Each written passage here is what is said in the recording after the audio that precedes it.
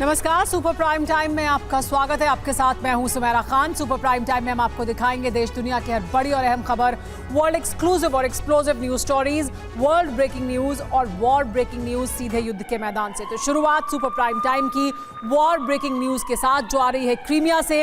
रूस का क्रीमिया हमलों का प्रतिशोध जारी है। यूक्रेन के नीप्रो शहर पर मिसाइल हमला किया गया है। 5 यूक्रेनी नागरिकों की मौत हो गई है और 47 घायल हुए हैं इस रूसी हमले में। कामिकाजी ड्रोन से भी नीप्रो पर हमले किए गए रूस द्वारा। 48 घंटों से यूक्रेनी सरजमी पर भीषण कोहराम मचा हुआ है। 48 घंटों से ईस्टर्न यूक्रेन के इलाकों में बारूदी भूचाल आया हुआ है। और जानते हैं, बीते 48 घंटों में पुतिन के बारूदी ताप से यूक्रेनी ब्रिगेड की एयर और डिफेंस ताकत तहस नहस हो चुकी है। बीती रात रूस ने पूर्वी यूक्रेन पर फिर से धावा बोला। इस बार रूस के परमाणु बम वर्षकों ने तबाही मचाई और यूक्रेन की धरती पर तैनात अमेरिकी डिफेंस सिस्टम को नेस्तनाबूद कर दिया। इसके अलावा रूसी डिफेंस ने ज़ेलेंस्की के आधा दर्जन से ज्यादा आसमानी जंगबाजों की बलि ले ली। और अब यह आशंका जताई जा रही है कि आज यूक्रेन में महाविनाश की रात है। आखिर कैसे, आप खुद ही देखिए।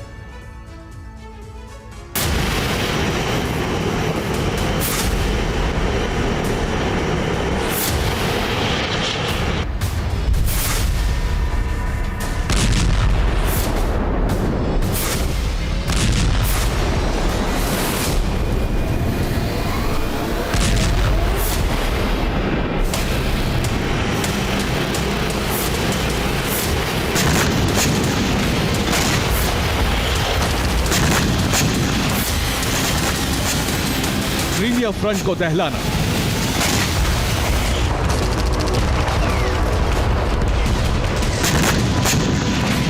क्रीमिया के अलग अलग इलाकों पर हमला करना अब यूक्रेन के लिए विनाश का सबब क्यों बन रहा है?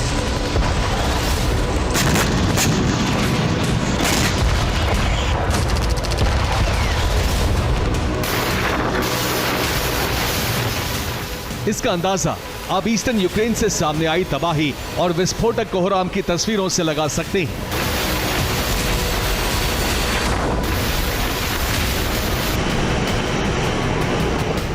और 48 घंटे पहले यूक्रेन ने अटैक एमएस और स्टॉर्म क्रूज मिसाइलों से क्रीमिया के सेवेस्तोपोल इलाके को तबाह किया।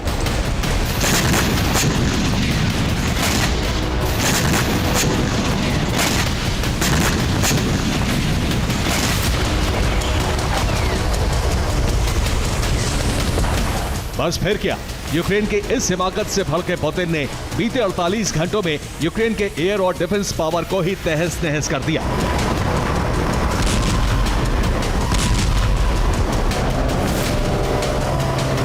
जमीन से लेकर आसमान तक बारूदी भूचाल ला दिया।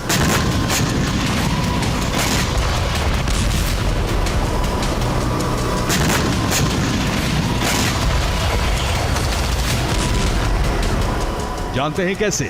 ईस्टर्न यूक्रेन में रूसी वायुसेना ने परमाणु बम वर्षकों से तबाही मचाई। एटमी बॉम्बर के जरिए 3.3 टन वजनी ग्लाइड बमों से प्रहार किया। वहीं रूसी डिफेंस सिस्टम ने यूक्रेन के लड़ाकू विमानों को मार गिराया।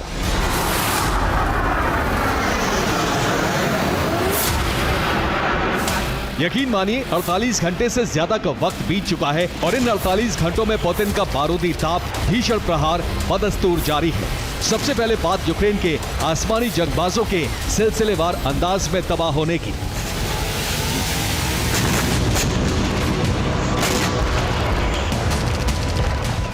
दरअसल रूसी डिफेंस ने बीती रात यूक्रेन के एयर जोन में 9 सुखोई विमान नेस्तनाबूद किए।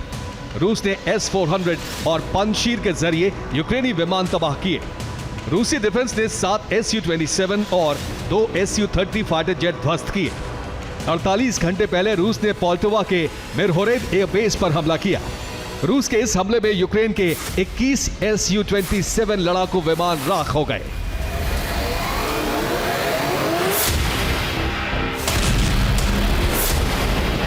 दरअसल पोल्टोवा के मिरहोरेद एयरबेस पर रूस ने स्कंदर मिसाइलों को क्लस्टर म्यूनिशन से लैस करके हमला किया। यकीन मानिए, चंद मिनटों के भीतर ही यूक्रेनी वायुसेना के 21 सुखोई लड़ाकू विमान मिरहोरेद एयरबेस पर खड़े खड़े राख हो गए।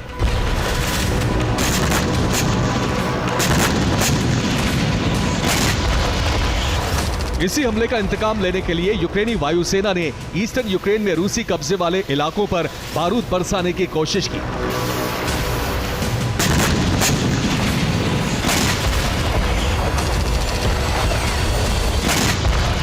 मगर पूर्वी यूक्रेन में तैनात रूस के S-400 और पंजशीर एयर डिफेंस सिस्टम ने चंद घंटों के भीतर यूक्रेन के 9 लड़ाकू विमान शॉट डाउन कर दिए। एक तरफ पुतिन ब्रिगेड ने यूक्रेन की एयर पावर को अपने विध्वंसक प्रहार से तहस नहस कर दिया, तो वहीं पूर्वी यूक्रेन के इलाकों में रूस के परमाणु बम वर्षकों ने ग्लाइड बम के जरिए बारूदी सुनामी ला दी।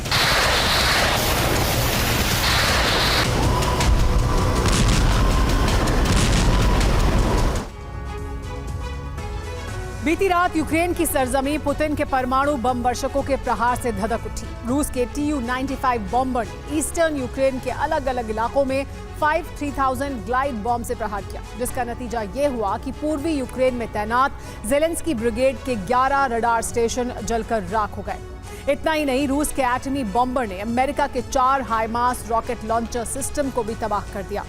इसके अलावा यूक्रेन की सुरक्षा कवच को अभेद्य बनाने के लिए पेंटागन ने जो पेट्रियट मिसाइल डिफेंस सिस्टम दिया है, उसी पेट्रियट की 3 बैटरी नेस्तनाबूद कर दी गई। वहीं रूस के Tu-95 बॉम्बर ने फैब 3000 ग्लाइड बॉम्ब के जरिए 2 NASAMS एयर डिफेंस सिस्टम को भी तहस नहस कर दिया। आप ये जानकर हैरान रह जाएंगे कि पुतिन सेना ने बीती रात यूक्रेन के सुरक्षा कवच को तोड़ने के लिए महज 3 घंटे में 100 से ज्यादा ग्लाइड बम की बारिश की।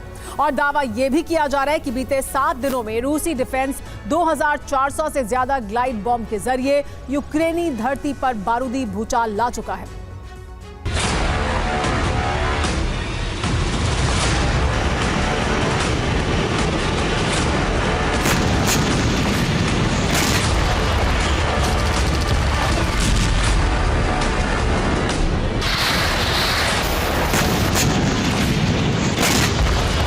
यकीन मानिए, एटमी बम वर्षकों के जरिए फैब 3000 के ताबड़तोड़ प्रहार से ईस्टर्न यूक्रेन का कोना कोना थर्रा उठा।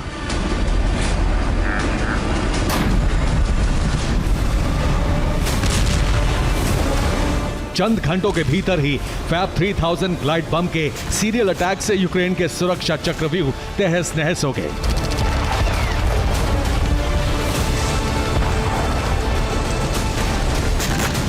अब सवाल यह है कि रूसी डिफेंस का फैब 3000 यूक्रेन के लिए काल कैसे बना? आखिर क्यों पुतिन ने इस विनाशक का इस्तेमाल करते हुए यूक्रेन के डिफेंस कवच को भेदा? तो आपको बता दें कि फैब 3000 हाई एक्सप्लोसिव एयरक्राफ्ट बम है। इस विनाशक का कुल वजन 3300 किलो होता है। ये ग्लाइड बम 1400 किलो विस्फोटकों से लैस होता है। 1200 किलोमीटर प्रति घंटे की रफ्तार से टारगेट को हिट करता है। इसके एक प्रहार से 42 मीटर का इलाका तबाह हो जाता है।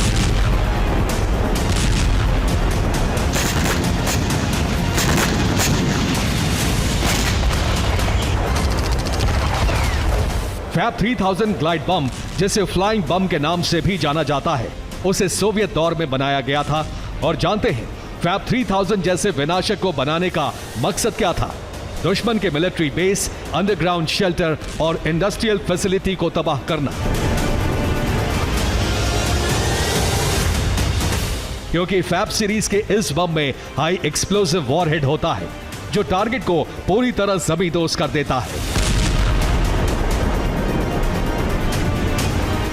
आपको बता दें कि जिस फैब 3000 बम का इस्तेमाल रूस मौजूदा वक्त में कर रहा है, वो फैब 1500 का अपग्रेडेड वर्जन है, जिसकी खेप बीते कुछ दिनों में रूसी डिफेंस ने कई गुना बढ़ाई थी। और अब इस विनाशक ग्लाइड बम का इस्तेमाल बीते 1 महीने से पुतिन यूक्रेन के खिलाफ कर रहे हैं। यूक्रेनी सरजमी को बारूद से पाट रहे हैं।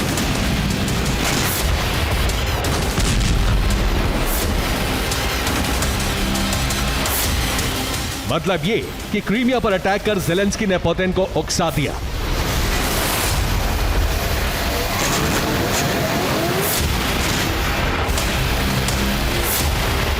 और इसी का नतीजा है कि यूक्रेन पर महाविनाश का खतरा मंडरा रहा है।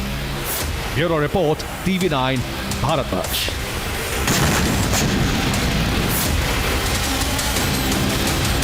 इस वक्त की बड़ी खबर आपको दिखा दें, नीप्रो पर मिसाइल हमले की तस्वीरें आपको दिखाते हैं। नीप्रो की आबादी में गिरी रूसी मिसाइल। हमले में 5 लोगों की मौत हो गई है और 47 लोग घायल हुए हैं। मृतकों की संख्या बढ़ने की आशंका जाहिर की जा रही है।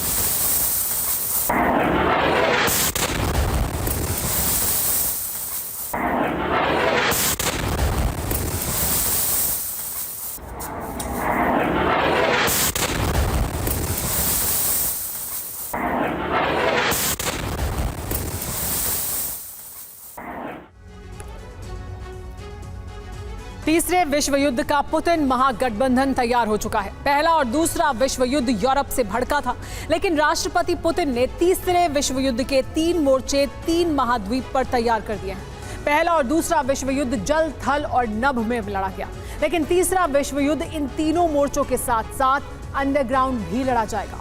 पुतिन गठबंधन के टारगेट पर अमेरिका सहित उसके सहयोगी देश आ चुके हैं। देखिए पुतिन ने तीसरे विश्व युद्ध की बिसात कैसे बिछाई है, पुतिन के सहयोगी देश किस मोर्चे पर कौन सी व्यूह रचना कर रहे हैं और अमेरिका कैसे इस गठबंधन के चक्रव्यूह में फंस चुका है।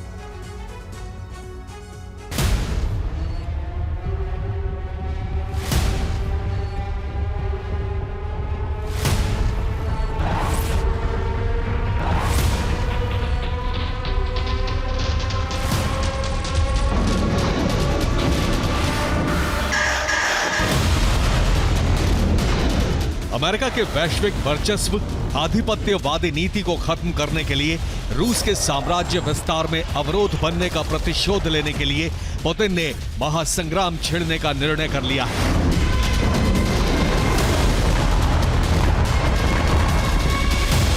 धरती के 3 महाद्वीपों पर तीसरे महासंग्राम के 3 मोर्चे तैयार हो चुके हैं।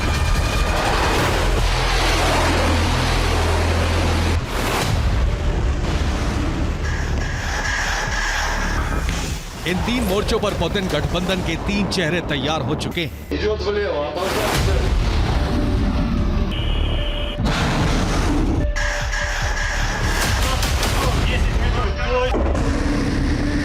पहले महाद्वीप यूरोप में पुतिन ने नेटो सहयोगियों को टारगेट पर लिया है। दूसरे महाद्वीप एशिया के पश्चिमी भाग में पुतिन ने अमेरिका के हितों पर बारूद की परत चढ़ा दी है।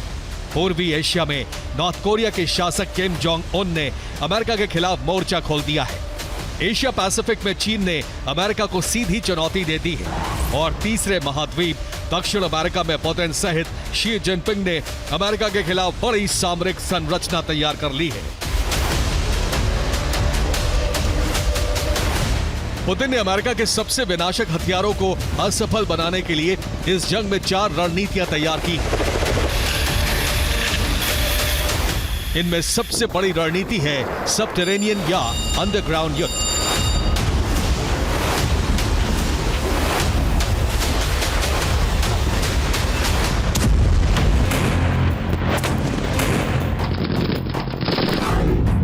उन्नीस जून को जब राष्ट्रपति पुतिन नॉर्थ कोरिया के दौरे पर गए थे तो अमेरिका चिंता में क्यों था, ये अब समझ आ चुका है।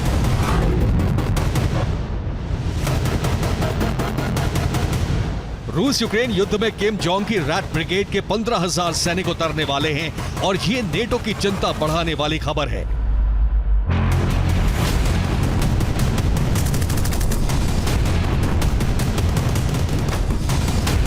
ये रैट ब्रिगेड क्या है और यूक्रेन क्यों भेजी जा रही है, इसको विस्तार से समझिए।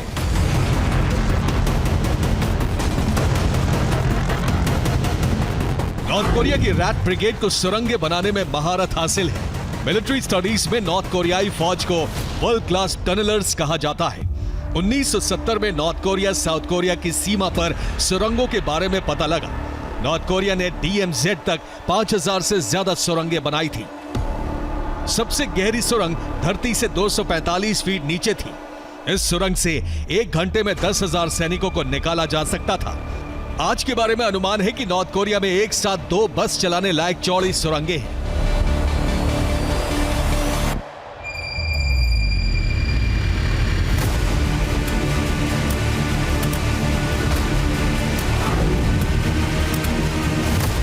यानी पुतिन अब यूक्रेन की जंग को अंडरग्राउंड ले जाने वाले हैं। ये ठीक वैसा ही है जैसे हमास की रणनीति है।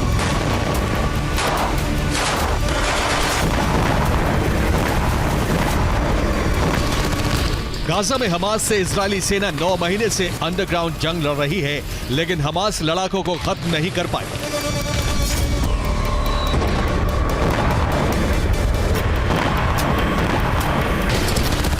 लेकिन सवाल यह है कि किम की रैट ब्रिगेड यूक्रेन क्यों भेजी जा रही है?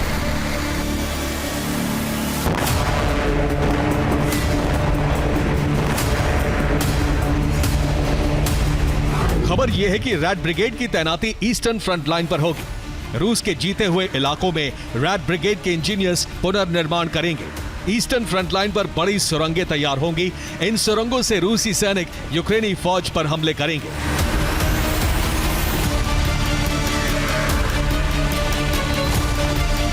ये सार्वजनिक तौर पर कहा गया है, लेकिन असली मकसद कुछ और है। नेटो देशों की खुफिया एजेंसियों ने इशारा किया है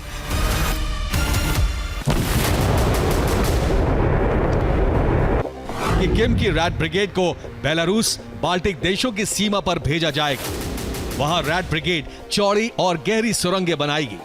इन सुरंगों से एस्टोनिया, लातविया और लिथुआनिया सहित पोलैंड पर एक साथ हमला किया जाएगा।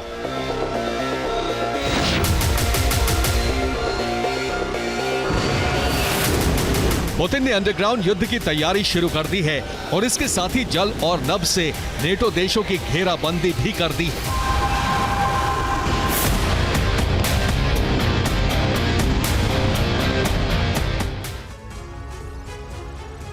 व्लादिमीर पुतिन ने जल नीति से अमेरिका का घेराव कर दिया है। रूसी सेना के युद्धपोत वेनेजुएला पहुंच गए हैं। वेनेजुएला के ला ग्वेरा में 2 रूसी युद्धपोत इस वक्त मौजूद हैं। रूसी फ्रिगेट एडमिरल गोर्शकोव ला ग्वेरा पोर्ट पर मौजूद है। गोर्शकोव के साथ एक तेल टैंकर पोत पाशिन भी वेनेजुएला पहुंचा है। और इसके अलावा अमेरिकी सीमा के करीब पहुंचे गोर्शकोव पर हाइपरसोनिक जिरकॉन मिसाइल तैनात है। भूमध्य सागर में रूसी नेवी ने इटली और फ्रांस की घेराबंदी कर दी है। रूसी पैसिफिक फ्लीट यहां युद्धाभ्यास करने में जुटा हुआ है। बारयाग मिसाइल क्रूजर के साथ फ्लीट के युद्धपोत युद्धाभ्यास में जुटे हुए हैं। इटली और फ्रांस के बहुत करीब मिसाइल वर्षा की जा रही है। एक खुफिया रिपोर्ट से आयरलैंड और यूके में हड़कंप मचा है। खबर यह है कि आयरिश सागर में किलो क्लास अटैक सबमरीन गश्त लगा रही है। इस सबमरीन पर कैलिबर क्रूज मिसाइल भी तैनात है, ये जानकारी मिल रही है। इस सबमरीन का ये दूसरा सीक्रेट ऑपरेशन है। इससे पहले फरवरी 2024 में भी ये गश्त लगा चुकी है। रूसी सबमरीन की लोकेशन मिलने के बाद आयरलैंड और यूके अलर्ट मोड में है। इसके साथ ही पुतिन ने नेटो देश लिथुआनिया पर नभ व्यू रचना कर दी है। 1 और 2 जुलाई को रूसी फाइटर जेट लिथुआनियाई सीमा में घुसे। रिपोर्ट के मुताबिक इन जेट्स ने 1 मिनट तक लिथुआनिया वायु सीमा में गश्त लगाई। इसके बाद सरकार ने रूस से सटी सीमा पर सुरक्षा बढ़ा दी है। लिथुआनिया की सीमा पर ड्रैगन टीम, हेजहॉग की बाड़ बनाई जा रही है और बड़े पैमाने पर इनकी खरीद भी शुरू कर दी गई है।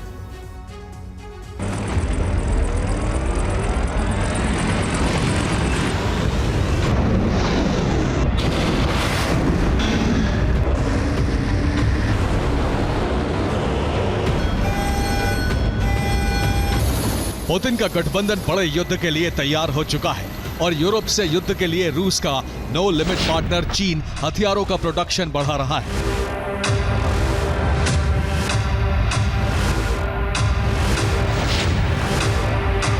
चीन ने रूस के साथ करार होने के बाद 2023 में शाहिद जैसे कामिकाज़े ड्रोन का बड़े पैमाने पर प्रोडक्शन शुरू किया और अब इनकी पहली खेप रूस पहुंचने वाली है।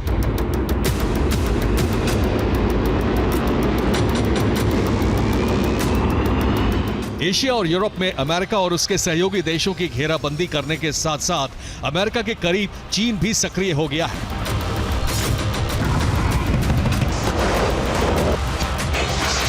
चीन ने अमेरिका पर सटीक हमले करने के लिए क्यूबा से अमेरिका के दक्षिणी नेवल, एयर और सैन्य बेस की जासूसी कर रहा है।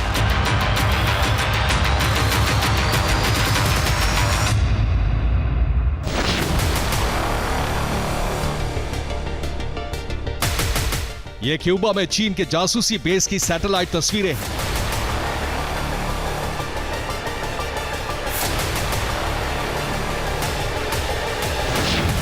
ये तस्वीर चीन के बेजुकल सिग्नेट फैसिलिटी की है, जिसमें जासूसी ठिकाने का हेडक्वार्टर, मोबाइल एंटेना, दो antenna yard, dish antenna field, warehouse और नई बनाई जा रही फैसिलिटी भी नजर आ रही है।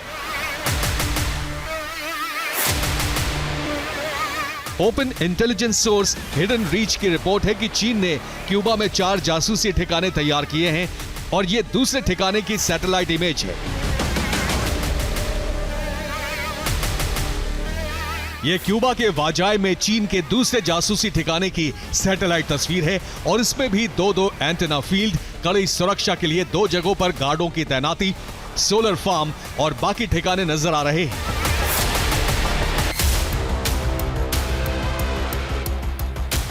क्यूबा में चीन के ये 2 और जासूसी ठिकाने हैं। एल सलाव और क्ला बाजार के ठिकाने पर बड़े बड़े एंटेना, ट्रांसमीटर और सिग्नल रिसीवर साफ नजर आ रहे हैं।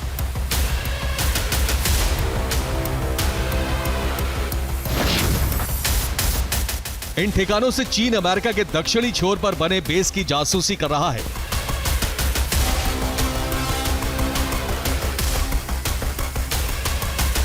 हवाना के करीब इन बेस से चीन अमेरिका के naval air station Pensacola, Tyndall airbase, MacDill air force base, naval air station Key West, US Southern Command, Cape Canaveral और किंग्स बेस सबमरीन बेस की जानकारी जुटा चुका है।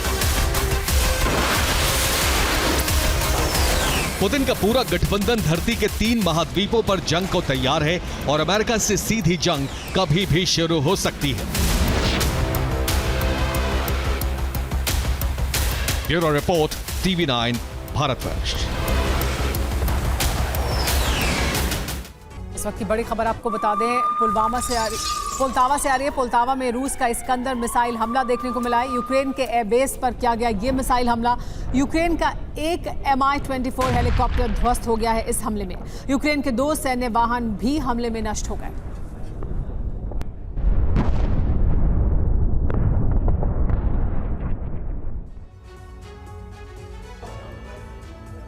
कीव का बचना अब असंभव लग रहा है। कीव पर विजय के लिए रूस ने बेलारूस गेट को खोल दिया है।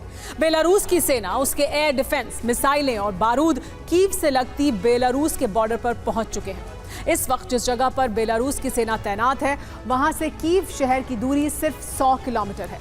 लिहाजा माना जा रहा है कि जुलाई में ही बेलारूस की सेना कीव में दाखिल हो जाएगी। इसके बाद क्या होगा, इसी कल्पना से कीव के साथ साथ वॉशिंगटन भी दहशत में है।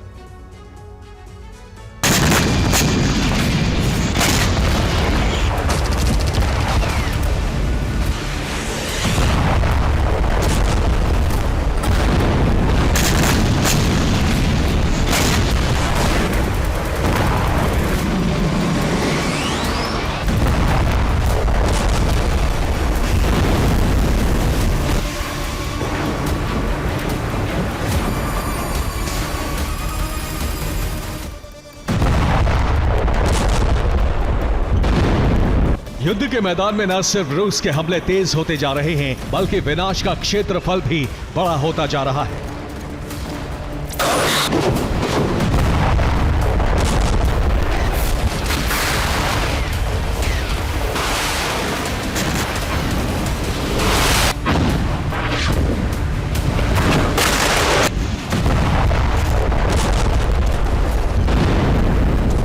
रूसी सेना के प्रचंड प्रहार के साथ ही पुतिन का कीव अभियान तेज हो गया है।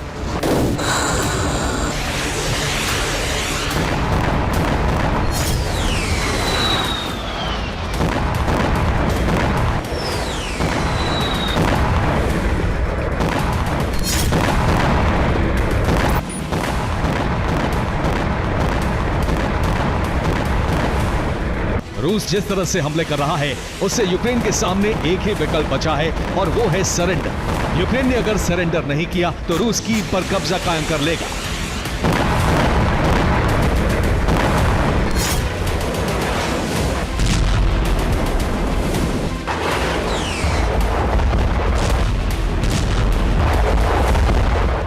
कीव पर कब्जे के लिए क्रेमलिन ने न सिर्फ नया प्लान और रूट तैयार कर लिया है, बल्कि उस पर काम भी शुरू कर दिया है। रूस का नया की प्लान और रूट क्या है ये आपको आगे बताएंगे, लेकिन यूक्रेन पर इस वक्त किस तरह से सरेंडर का खतरा मंडरा रहा है उसे देखिए।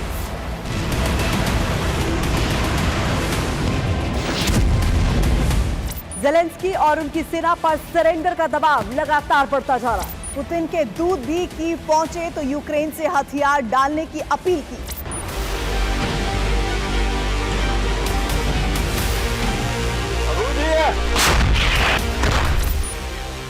ये है हंगरी के प्रधानमंत्री विक्टर ओरबान। ओरबान यूक्रेन की राजधानी कीव पहुंचे। ओरबान और ज़ेलेंस्की की मुलाकात हुई। इस दौरान ओरबान ने ज़ेलेंस्की से सीज फायर करने की अपील की। उन्होंने कहा कि शांति वार्ता तभी शुरू हो सकती है जब युद्ध विराम होगा। हालांकि ज़ेलेंस्की ने ओरबान के सामने ही सीज फायर करने से साफ मना कर दिया।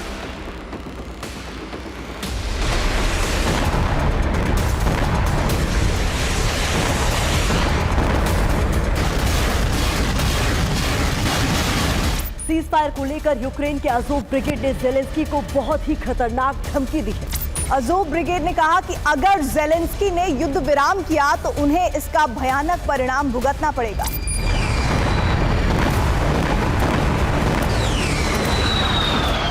यूक्रेन ना तो सरेंडर करेगा ना ही युद्ध विराम की घोषणा।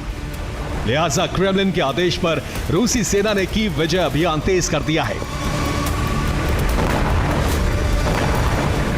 रूस ने बेलारूस फ्रंट को एक्टिव कर दिया है। बेलारूस की सेना यूक्रेन के बॉर्डर पर पहुंच चुकी है। एयर डिफेंस सिस्टम के साथ साथ घातक मिसाइलों और हथियारों की तैनाती कर दी गई है। बेलारूस की इसी तैनाती के बाद माना जा रहा है कि इसी रूट से रूसी सेना विध्वंसक हमला कर कीव पर कब्जा कर सकती है।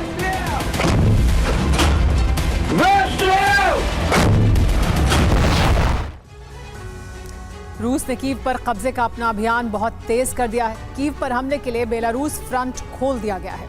कीव से लगती सीमा पर बेलारूस ने अपनी सेना भेज दी है। कीव सीमा पर घातक हथियार और एयर डिफेंस की तैनाती कर दी गई है। बेलारूस रूट से काफी नजदीक है कीव। इस वक्त बेलारूस की सेना जिस जगह पर है वहां से कीव सिर्फ 100 किलोमीटर की दूरी पर है। ये वही बेलारूस कीव रूट है जो 9 महीनों तक बंद रहता है। पहले बर्फबारी और उसके बाद बर्फ गलने के बाद कीचड़ की वजह से ये रूट 9 महीनों तक बंद रहता है। जून, जुलाई और अगस्त में बर्फ पिघल जाती है। बर्फ कीचड़ खत्म होने पर यह रूट साफ हो जाता है। माना जा रहा है कि जुलाई और अगस्त में इसी रूट से बेलारूस की सेना कीव में घुसने वाली है।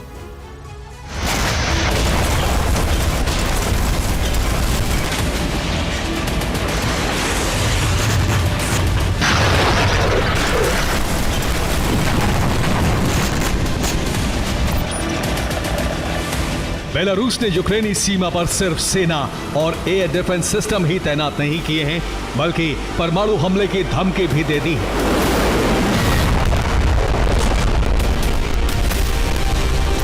बेलारूस के राष्ट्रपति लुकाशेंको ने कहा है कि अगर बेलारूस पर हमला हुआ तो बचाव में हमारा पहला ही वार एटमी होगा।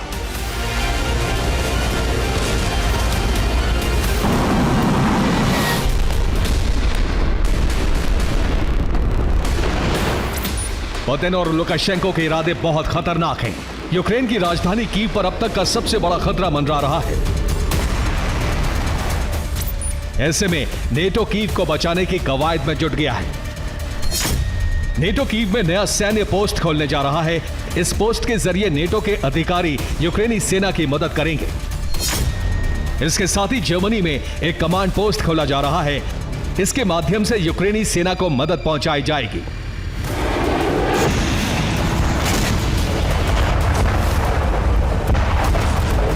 इसी के साथ अमेरिका और नेटो देशों ने यूक्रेन को हथियार सप्लाई शुरू कर दी है। अमेरिका यूक्रेन को 19,200 करोड़ रुपए के हथियार देने जा रहा है। नीदरलैंड्स बहुत जल्द यूक्रेन को F-16 फाइटर जेट देने जा रहा है। पेंटागन ने बयान जारी कर कहा है कि अमेरिका में यूक्रेन पायलटों की F-16 ट्रेनिंग पूरी हो चुकी है। अमेरिका के विदेश मंत्री ने कहा है कि जीत यूक्रेन की ही होगी। जाहिर है पश्चिमी देश कीव को हर हाल में बचाने की कोशिश कर रहे हैं, लेकिन रूस के चंगुल से कीव बच पाएगा इसकी संभावना बहुत कम है। Bureau report, TV9 Bharatvarsh. इस वक्त की बड़ी खबर आपको बता दें, अवदिव्का से आ रही है। अवदिव्का में रूसी टैंक बटालियन के हमले देखने को मिले हैं। रूसी हमले में नष्ट हुआ है यूक्रेन का Abrams tank. Precision guided shell से रूस ने ये हमला किया।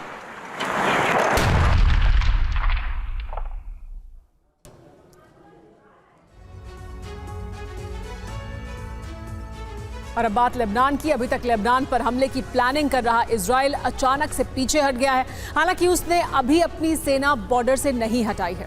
दूसरी तरफ अमेरिका ने लेबनान की समुद्री सीमा के पास लगे युद्धपोत को हटा लिया है। ये फैसले ऐसे वक्त में लिए गए हैं जब हिजबुल्लाह ने इजराइल को दहलाने की पूरी तैयारी कर ली थी। उधर ईरान और उसके प्रॉक्सी ने धमकी दी है, अगर युद्ध हुआ तो अमेरिका का अरब में सबसे बुरा दौर शुरू हो जाएगा। इस बीच ईरान के परमाणु कार्यक्रम को लेकर भी पेंटागन में खलबली मची है। आखिर क्या है इजराइल अमेरिका के बैकफुट पर आने का पूरा ट्विस्ट, इस एक्सक्लूसिव रिपोर्ट में जानिए।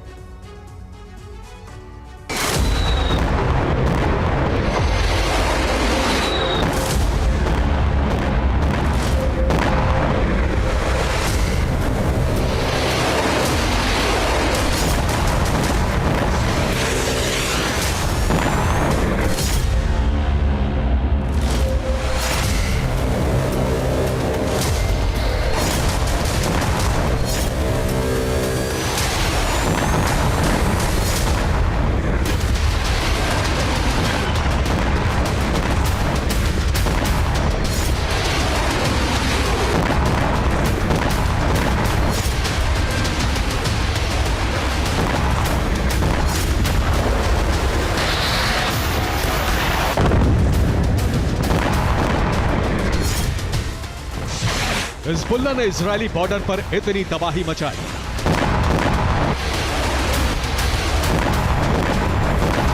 कई मिलिट्री पोस्ट को तहस नहस कर दिया।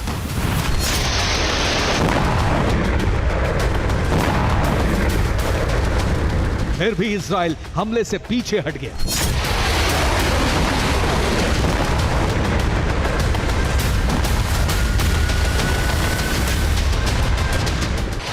हूती ने इजरायली पोर्ट पर मिसाइलें दागी। कई पोर्ट को बड़ा नुकसान पहुंचा, फिर भी इजराइल ने हमला नहीं किया।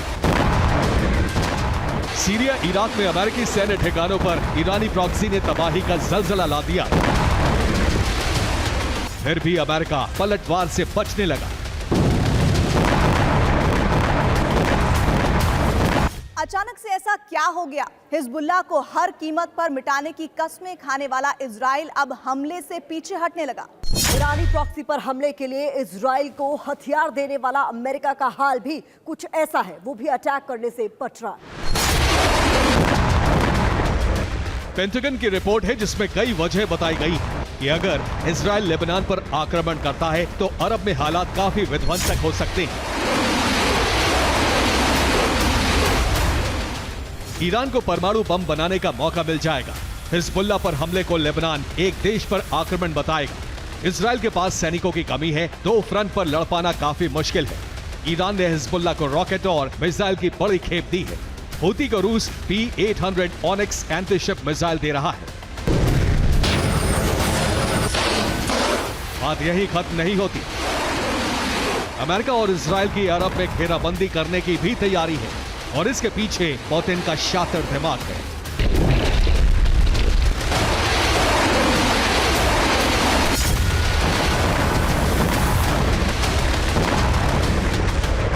पुतिन ने अरब में अमेरिका के वर्चस्व को खत्म करने के लिए ईरान चीन से गठबंधन किया है, जो दूसरे इस्लामिक मुल्कों के साथ कई बड़े करार करने जा रहे हैं। इसके अलावा ईरान ने एक्सिस ऑफ रेजिस्टेंस तैयार किया है, जिसमें इजराइल के खिलाफ तमाम इस्लामिक देशों को एकजुट कर रहा है, जिससे वो लामबंद होकर इजराइल पर हमला करें या फिर गाजा में युद्ध विराम करा सके। इन सारी वजहों में अमेरिका को सबसे बड़ा खतरा हूती से है, जिसके पास एंटीशिप मिसाइल ऑनिक्स आ गई तो लाल सागर में तबाही मच जाएगी।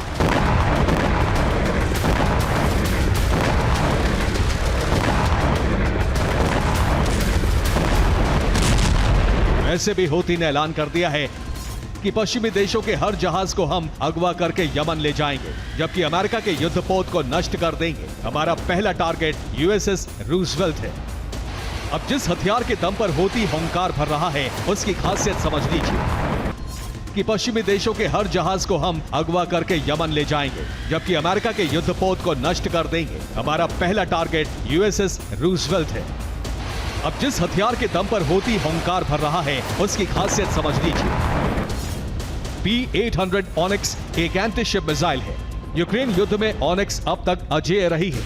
नेटो देशों के डिफेंस सिस्टम इसे पकड़ नहीं पा रहे हैं। जमीन और समंदर कहीं से भी हमला कर सकती है। सैटेलाइट से कमांड होती है। इसकी स्पीड 3000 किलोमीटर प्रति घंटे 300 किलो तक विस्फोटक ले जाने में सक्षम है। इसकी ऑपरेशनल रेंज 600 किलोमीटर है। ये शिप और सबमरीन दोनों को तबाह कर सकती है।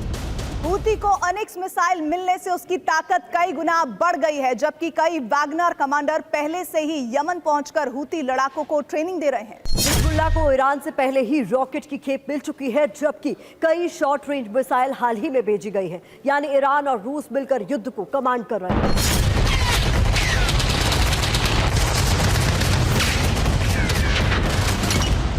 इजराइल के लिए मुसीबत कई मोर्चों पर है। इजराइल पहले से ही सैनिकों की कमी से जूझ रहा है। इसलिए इजरायली सेना और प्रधानमंत्री नेतन्याहू के बीच मतभेद की खाई गहरी होती जा रही है।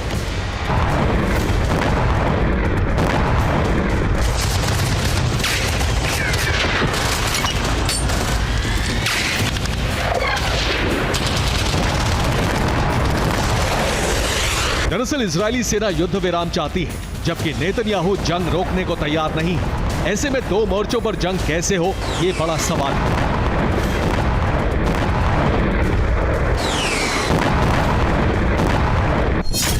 इसके अलावा इजराइल में वित्तीय संकट भी बढ़ता जा रहा है। इलात और हाइफा पोर्ट पर जहाज नहीं पहुंचने से दिवालिया होने की नौबत आ गई है। जून में इलात पोर्ट पर सिर्फ एक शिप पहुंचा, जबकि हाइफा पोर्ट पर जून में सिर्फ 2 जहाज पहुंचे थे। ऐसी स्थिति में इजराइल के पास कमाई कम हो रही है। सारा बजट हथियार खरीदने और सुरक्षा तंत्र मजबूत करने में जा रहा है, क्योंकि इजराइल के साथ अमेरिका को इस बात का डर है, अगर लेबनान पर हमला किया तो ईरान को एटम बम बनाने का मौका मिल जाएगा। अमेरिका इजराइल युद्ध में उलझे रहेंगे और ईरान परमाणु बम बनाकर उसका टेस्ट भी कर सकता है। सिप्री की रिपोर्ट है कि ईरान परमाणु बम बनाने की फाइनल स्टेज में है। इसी तरह की रिपोर्ट परमाणु कार्यक्रम पर निगरानी रखने वाली यूएन एजेंसी ने भी दी थी। ऐसे में इजराइल अमेरिका को डर है, अगर गाजा के बाहर जंग पहुंच जाती है तो ईरान को एटम बम बनाने से रोक पाना असंभव होगा।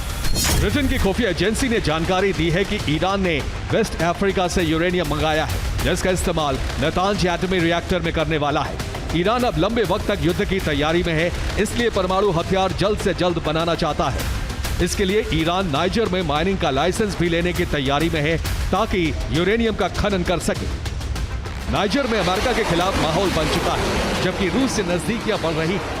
इसका फायदा ईरान को मिलेगा और ये गठबंधन अमेरिका के वर्चस्व को अरब में खत्म करने की कोशिश में लग चुका है। Bureau report, TV9, Bharatvarsh. इस वक्त की बड़ी खबर अब दिवका से। अब दिवका में यूक्रेनी ड्रोन टीम का हमला देखने को मिला। रूसी मोर्चे पर ड्रोन से बरसाए गए बम।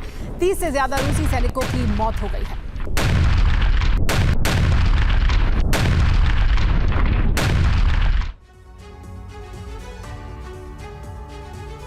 यूक्रेन युद्ध जीतने के लिए पुतिन और उसकी सेना ने नई ड्रोन नीति बनाई है। इस ड्रोन नीति के जरिए न सिर्फ यूक्रेन के ड्रोन हमलों को नाकाम करने का प्लान है, बल्कि यूक्रेनी धरती पर जलजला लाने की तैयारी भी है। इसके लिए पुतिन और उनकी सेना ने आसमान में एक अदृश्य जाल बिछा दिया है। सवाल यही है कि आखिर ये जाल क्या है? इसके जरिए रूस यूक्रेन के ड्रोन हमलों को कैसे रोकेगा?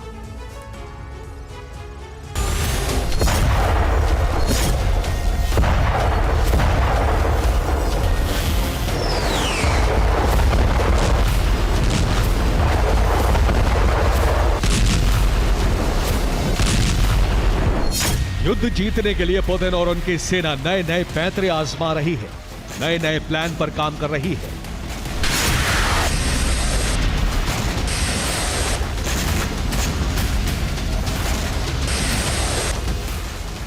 यूक्रेनी फोर्स की युद्ध नीति को बर्बाद करने और उसे चारों खाने चित्त करने के लिए बहुत बड़ा कदम उठा लिया है।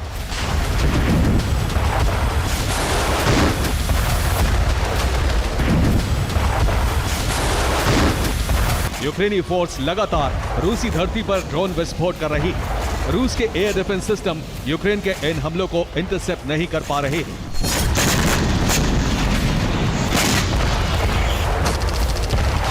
नतीजतन रूसी सेना को बहुत नुकसान हो रहा है।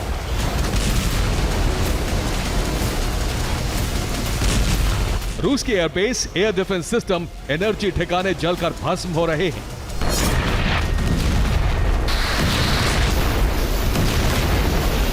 इस बात से न सिर्फ यूक्रेनी सेना बल्कि क्रेमलिन भी बहुत परेशान है। यूक्रेन के इन हमलों को रोकने के लिए रूस ने अब नया प्लान बनाया है। रूसी सेना पहले विश्व युद्ध की तरह ही अपनी धरती की सुरक्षा करेगी।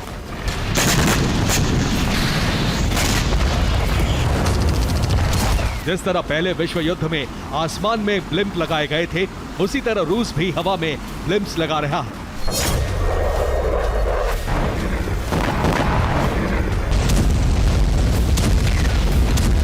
ये ब्लिम्प्स यूक्रेन के ड्रोन हमलों को कैसे रोकेंगे, इसे ग्राफिक से समझिए।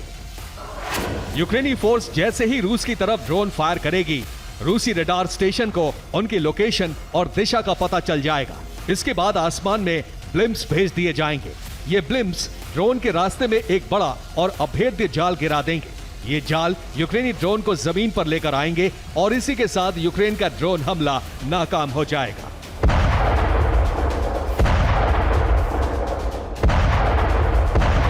इतना ही नहीं, यूक्रेन के ड्रोन का शिकार करने के लिए रूस ने डिस्पोजेबल ड्रोन बना लिया है। रूस के मुताबिक ये यूक्रेनी ड्रोन के लिए सबसे बड़ा काल बनेगा।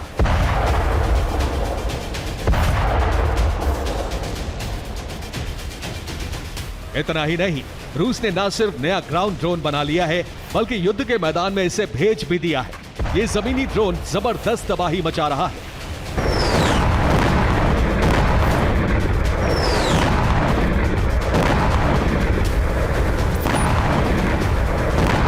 रूस एक तरफ यूक्रेनी ड्रोन से अपने शहरों की रक्षा करेगा, तो दूसरी तरफ चीन के ड्रोन से यूक्रेन में तबाही मचाएगा। ब्लूमबर्ग की रिपोर्ट के मुताबिक चीन की कंपनियां रूस के लिए स्पेशल ड्रोन बना रही हैं। रूसी सेना भविष्य में इन्हीं ड्रोन से हमला करेगी। जाहिर है, अगर रूस की ये ड्रोन नीति सफल हुई तो क्रेमलिन के लिए कीव विजय बहुत आसान हो जाएगी। Bureau report, TV9 Bharatvarsh. और युद्ध के मैदान से इस वक्त बड़ी खबर आ रही है पोल्टावा से। पोल्टावा में रूस का इस्कंदर मिसाइल से हमला हुआ है। यूक्रेन के एयरबेस पर किया गया है ये मिसाइल हमला। यूक्रेन का एक Mi-24 हेलीकॉप्टर ध्वस्त हो गया है इस मिसाइल हमले में। यूक्रेन के 2 सैन्य वाहन भी हमले में नष्ट हो गए।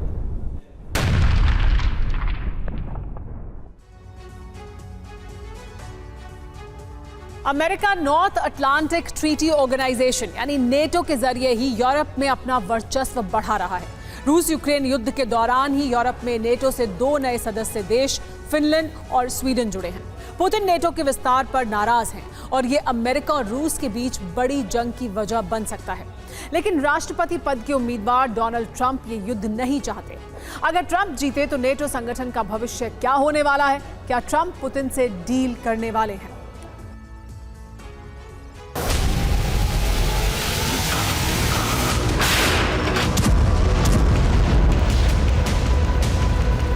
यूरोप में 2.5 साल से जारी जंग अमेरिका के लिए विस्तारवाद का अवसर तो लेकर आई, लेकिन साथ ही उसके खजाने पर बड़ा बोझ भी।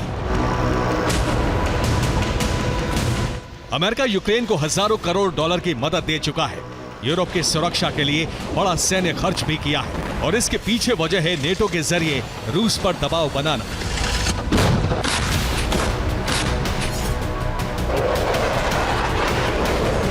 बीते 2.5 साल में नेटो कुनबा बड़ा हुआ है। स्वीडन और फिनलैंड 2 नए सदस्य जुड़े हैं और अमेरिका रूस की सीमा के करीब पहुंच गया है।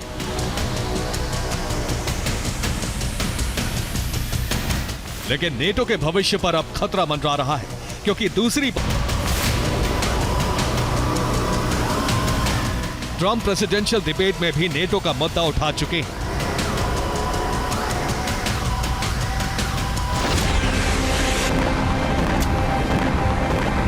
रूस के साथ जंग के खतरे को देखते हुए अमेरिकी राष्ट्रपति के इस चुनाव में नेटो भी बड़ा मुद्दा है। अमेरिका में इस बात पर चर्चा हो रही है कि अगर ट्रंप चुनाव जीते तो 75 साल पुराना नेटो टूट जाएगा या ट्रंप इस संगठन के नियमों में बड़ा बदलाव करेंगे।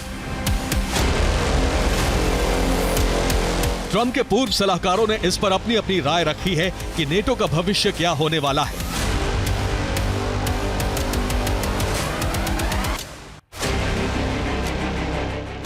पहला कयास है ट्रंप नेटो में 2 लेयर रणनीति लागू करने वाले हैं। लेयर 1 में नेटो संगठन के वो देश होंगे जो जीडीपी का 2% रक्षा बजट पर खर्च करते हैं। दूसरी लेयर में वो देश होंगे जो जीडीपी का 2% से कम रक्षा बजट पर खर्च करते हैं। 2 या उससे ज्यादा फीसदी रक्षा बजट वाले देशों को अमेरिका से सुरक्षा की गारंटी मिलेगी। जो 2% से कम डिफेंस पर खर्च करते हैं उन्हें सुरक्षा की गारंटी नहीं मिलेगी। अमेरिका अकेले नेटो के रक्षा बजट पर सभी सदस्य देशों से ज्यादा खर्च करता है। नेटो के कुल रक्षा बजट का 68% अमेरिका अकेले खर्च करता है। 2023 में अमेरिका ने 71,81,000 करोड़ रुपए नेटो डिफेंस बजट पर खर्च किए हैं। नेटो डिफेंस पर अमेरिका के बाद सबसे ज्यादा खर्च करने वाले जर्मनी से ये 10 गुना ज्यादा खर्च है। नेटो के 23 सदस्य देश ऐसे हैं जो डिफेंस बजट पर 2% से कम खर्च करते हैं। यानी ट्रंप जीते और ये प्लान लागू हुआ तो 23 देशों को अमेरिका से सुरक्षा गारंटी नहीं मिलेगी। दावा यह भी है कि ट्रंप रूस के साथ डील करने वाले हैं। ट्रंप पुतिन के साथ ये डील करेंगे कि अब नेटो में यूक्रेन के रूस के किसी पड़ोसी देश को नहीं जोड़ा जाएगा। इसके साथ ही यूक्रेन की कितनी जमीन रूस को सौंपी जाए ये भी डील में तय होगा। ट्रंप की जीत हुई तो यूरोप में नेटो संगठन को बड़ा झटका तय माना जा रहा है और यहां से नेटो का वर्चस्व घटना भी तय है। Bureau report, TV9 Bharatvarsh. कभी सोचा है कि युद्ध के मैदान में पिज्जा, पास्ता, सोडा, कोला बोला जाए और भारी तबाही मचाई जाए? खाने पीने की चीजों का भला युद्ध से क्या वास्ता है? लेकिन यूक्रेन की इन चीजों का इस्तेमाल रूस में तबाही मचाने के लिए किया है। एक स्पेनिश लड़ाके की डायरी से सनसनीखेज जानकारी सामने आई है, जिसमें vodka, juice, pizza, pasta, Fanta, coffee जैसे नाम लिखे मिले। लेकिन जब उनका राज खुला तो क्रेमलिन में कोहराम मच गया। आखिर क्या है सीक्रेट कोड नेम का पूरा गेम? इस एक्सक्लूसिव रिपोर्ट में देखिए।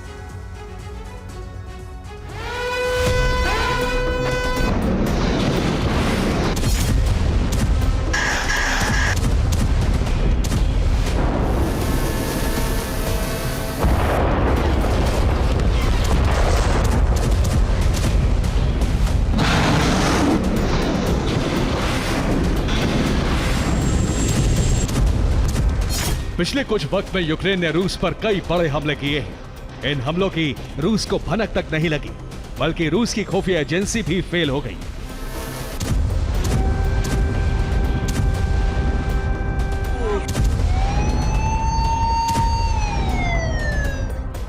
ये सब कुछ यूक्रेन की खास कोड लैंग्वेज की वजह से हुआ है। यूक्रेन ने सीक्रेट कॉल साइन अपनाकर रूसी सेना की आंखों में धूल झोंक दी।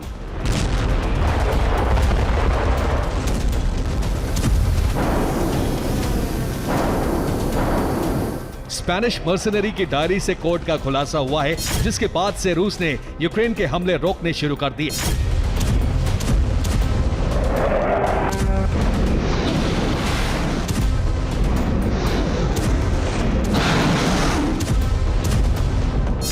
अब जरा उन कोड के बारे में जान लीजिए जिन्हें यूक्रेनी सेना रेडियो कम्युनिकेशन के लिए इस्तेमाल करती थी, और उनका मतलब क्या था वो समझिए। वोडका यानी इन्फेंट्री, सोडा यानी एविएशन, फैंटा यानी आर्टिलरी, पिज्जा यानी ड्रोन, जूस यानी स्नाइपर, कॉफी यानी मशीन गन, पास्ता यानी ग्रेनेड लॉन्चर, कोला यानी हेवी आर्टिलरी।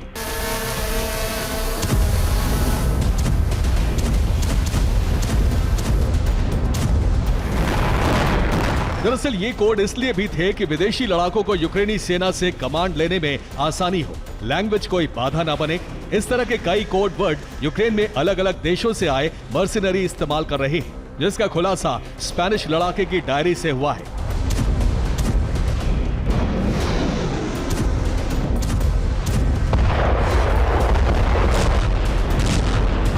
इस तरह के कोड वर्ड और स्पेनिश मशीनरी की डायरी मिलने के बाद रूस का दावा सही साबित हो रहा है कि यूक्रेन की धरती पर विदेशी लड़ाके युद्ध में उतर चुके हैं। बल्कि रूस का दावा इससे आगे है कि मर्सिनरी की शक्ल में वो नेटो देश के सैनिक हैं।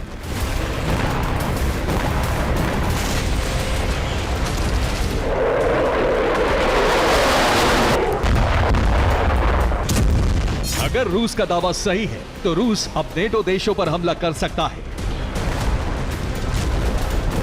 क्योंकि वो कह चुका है कि अगर नेटो सैनिक यूक्रेन में युद्ध के लिए पहुंचे तो रूस को नेटो देशों पर हमले का अधिकार मिल जाएगा।